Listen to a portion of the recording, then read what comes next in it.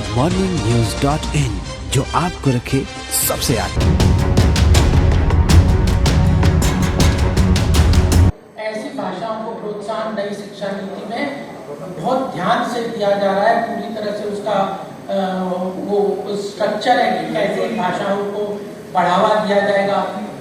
Tribal arts के लिए UP से मैं रहता हूँ, यूपी में भी वन डिस्ट्रिक्ट वन प्रोडक्ट जैसे बड़े प्रोजेक्ट चल रहे हैं। तो हुनर हाट बहुत सारे केंद्र सरकार की स्कीम लगी है जिसमें ट्रेडिशनल आर्ट और क्राफ्ट जैसे मधुबनी आर्ट है, इन सबको बढ़ावा देने की बात है। टूरिज्म के सर्किट पे मेरा ये कहना है कि हर क्षेत्र के अंदर विकास का एक पिछला हमारे सामने डेटा है जिसके ऊपर हमने काम किया और आने वाले समय में एक रोड मैप है।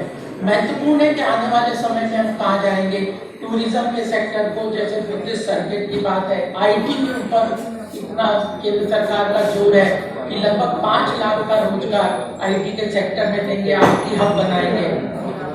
लास्ट की बात कह के अपनी बात समाप्त करूंगा, उसके बाद आप प्रश्नों के लिए ले सकते हैं।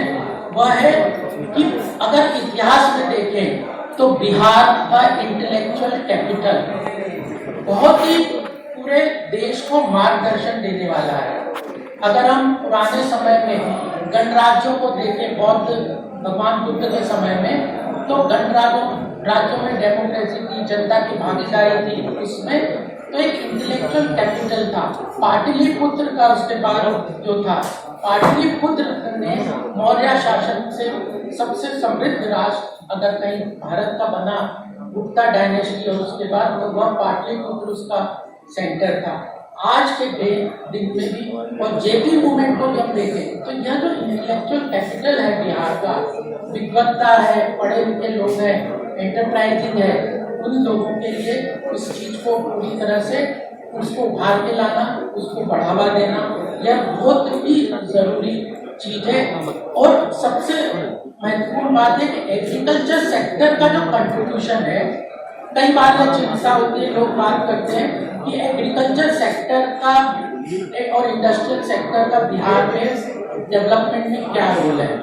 जब 2005 में यह फिगर आप जरूर नोट कर सकते हैं, 2005 में एग्रीकल्चर सेक्टर का स्टेट की जीडीपी में कंट्रीब्यूशन 39% था। कुछ लोग कई बार शंका करते हैं कि इंडस्ट्रियलाइजेशन कहीं ना कहीं कम हुआ है। तो 2 फिगर मैं आपके सामने दूंगा। 2005 में एग्रीकल्चर सेक्टर का स्टेट जीडीपी में कंट्रीब्यूशन 39% था। वह जबकि जीडीपी ग्रोथ रेट एग्रीकल्चर की काफी बढ़ी है, 8.5% के हिसाब से नेशनल एवरेज से ज्यादा है, फिर भी वो कंट्रीब्यूशन, इंडस्ट्रियल कंट्रीब्यूशन उस वक्त 12% था और वह आज की डेट में 19% है। तो इंडस्ट्रियलाइजेशन भी हुआ है, एग्रीकल्चर सेक्टर में भी ग्रोथ हुआ है, यह बड़ा महत्वपूर्ण है। तो अंत में यह बात कहकर अपनी बात में समाप्त करूंगा कि फर्क बिल्कुल साफ है। मैंने आपको डाटा के साथ अपनी बात रखने का प्रयास किया है कि अगर पैरामीटर्स जिनसे अर्थव्यवस्था का स्टेट को कोई देखता है, उन पैरामीटर सारे पैरामीटर्स को देखें तो पिछले 15 साल में बिहार ने बड़ी अच्छी प्रगति की है। जंगल राज और गुड वर्सेस गुड गवर्नेंस, यह फर्क बिल्कुल आम जनता के साथ है। और इसी का कारण है कि जितने भी 2-3 दिन के आप आर्टिकल देखें या सर्वे देखेंगे तो आपको पता चलेगा कि एनडीए की नीतीश जी के नेतृत्व में बढ़त बिल्कुल क्लियर कट यहाँ की जनता सपोर्ट में है। विकास बनाम विनाश की राजनीति सबके सामने रहनी चाहिए। जातिवाद, वंशवाद, विघटन, ऐसी राजनीति एक ग्रुप कर रहा है, चाहे वो कांग्रेस हो, माले हो, सीपीआईएम है, सीपीआई है, उनकी राजनीति है। दूसरी तरफ केंद्र की डबल इंजन की ग्रोथ के साथ हम चल रहे हैं, जो प्रदेश सरकार और केंद्र सरकार के जिन जिन भी प्रदेशों में आप देखेंगे कि केंद्र और प्रदेश सरकारों का अलाइनमेंट होकर विकास अगर कार्य करते हैं तो उनका विकास तेजी से होता है। केंद्र सरकार में मोदी जी भी और हमारी सरकार पूरी तरह से बिहार के विकास के लिए पूरी तरह से प्रतिबद्ध है। डबल इंजन ग्रोथ का बहुत महत्वपूर्ण रोल है। अगर कॉन्फ्लिक्टिंग सरकार बन जाती है स्टेट और सेंटर में तो उसका विकास कहीं ना कहीं रुकता है, अड़चन आती है। यह बात हमें पूरी तरह से ध्यान रखना चाहिए। 15 वर्ष बनाम 15 वर्ष, यह चीज है जिसके ऊपर हम पूरी तरह से आश्वस्त हैं और जनता से निवेदन करते हैं कि वह उन चीजों को आपके माध्यम से समझे, सोचे और उसके बाद एनडीए की सरकार को पुनः मौका दे। तो बिहार जो अपने आप में एक प्रगति के रास्ते पे आगे बढ़ा है, वो और भी तेजी से बढ़ेगा। स्पष्ट दृष्टि और निर्णायक नेतृत्व हर चीज में, केंद्र में चाहे धारा 370 को देख लें या राम मंदिर की बात को देख लें, जैसा निर्णायक सामने रखें वो फर्क आपको बिल्कुल साफ दृष्टि से नजर आएगा। और यही महत्वपूर्ण है आने वाले समय में अर्थव्यवस्था को हम कहाँ ले जाएंगे, कैसे प्रदेश की प्रगति करेंगे, यह बिल्कुल अच्छी तरह से जनता के सामने रखता है। नीतीश जी और एनडीए की सरकार का जो मुख्य मूल मंत्र है विकास का, सरकार का अगर पिछली सरकारों का जातिगत वगैरह की फोकस था, तो हमारा विकास का है, गुड गवर्नेंस और मॉडल ऑफ डेवलपमेंट। प्रदेशों में भी अगर आप देखें डिफरेंट स्टेट्स, कोई प्रदेश बहुत आगे है, कोई पीछे है। बिहार को पिछड़े राज्यों की श्रेणी में रखा गया था। क्यों? क्योंकि सरकार का फोकस कभी भी डेवलपमेंट का नहीं रहा। वह 15 साल का अगर आप इतिहास देखेंगे तो यहाँ की एनडीए सरकार नीतीश जी में गुड गवर्नेंस और मॉडल ऑफ डेवलपमेंट, ये दो मूल मंत्र के साथ हमने सरकार चलाई है। इसके साथ मैंने आपको कुछ पैरामीटर्स दिखाए थे। आम जनता को क्या फायदा हुआ, यह तो आर्थिक विषय से कुछ प्रोफेसर्स एकेडमिशियंस उनके लिए है, लेकिन आम जनता को क्या फायदा हुआ, तो 2-3 पैरामीटर्स आपके सामने अवश्य रखूंगा। बिजली की उपलब्धता, ये बार बार याद दिलाने बहुत जरूरी होते, नहीं तो लोग भूल जाते हैं, इनका बड़ा प्रभाव है। 22% बिजली की उपलब्धता थी यहाँ पे 2005 से पहले, और कोई वो लगभग 55 साल की प्रगति के बाद बिहार में 22% बिजली की उपलब्धता थी। वह 15 साल के छोटे से कार्यकाल में 100% उपलब्धता हुई।